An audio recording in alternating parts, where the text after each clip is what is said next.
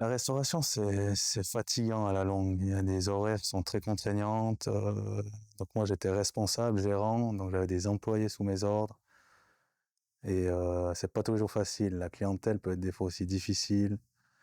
C'est vraiment quelque chose de très fatigant et j'ai appris qu'avec le trading, il y avait la possibilité de devenir trader, donc indépendant financièrement et géographiquement et c'est vraiment ça qui m'a motivé à me lancer et puis à quitter la restauration. Alors, j'ai eu plusieurs expériences professionnelles, donc à la restauration entre autres, et j'ai encore eu d'autres expériences avant. Et si je peux citer des compétences qui m'ont aidé dans le trading, c'est la discipline. Ça, c'est la première compétence. C'est vraiment la discipline, la gestion de l'émotionnel, du mental, et la patience et la résilience aussi. Mais surtout, je dirais la discipline. En trading, si on n'a pas un peu la gestion de mental, en trading, il faut savoir qu'on peut perdre autant qu'on peut gagner. Et si on ne sait pas gérer son mental et ses émotions, on peut vite descendre très bas. Alors, pendant que j'avais mon restaurant, j'ai rencontré une personne de Suisse G-Trade. C'est là qui m'a présenté un peu comment ça se passe chez Suisse G-Trade et qu'est-ce que c'est concrètement le trading. Donc là, ça m'a beaucoup intéressé. Ensuite, donc, je me suis inscrit suite à ça à la formation chez G-Tradation. Donc là, il y a eu les coachs, j'ai rencontré plusieurs coachs, on a appris plusieurs stratégies. Moi, j'ai rapidement, je dirais, trouvé la stratégie qui me convenait. Ensuite, au bout d'un mois, la formation, elle s'est achevée. Donc, j'avais fait vraiment la formation fondamentale de 4 semaines.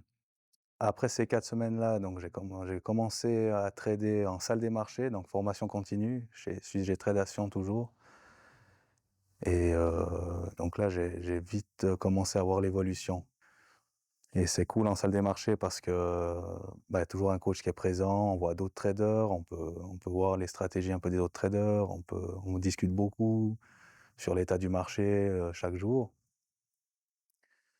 Ensuite, après, je dirais 2 mois donc de desk en salle des marchés, j'ai pu faire mon premier payout.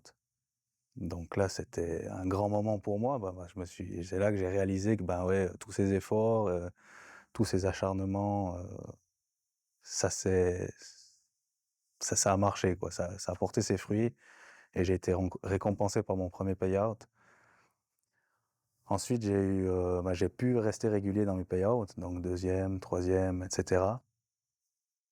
Et là maintenant, je suis un peu dans une phase de test où j'essaye d'expérimenter de nouvelles choses, tester de nouveaux marchés. Ouais, j'aime bien, je suis curieux de voir jusqu'où ça peut aller.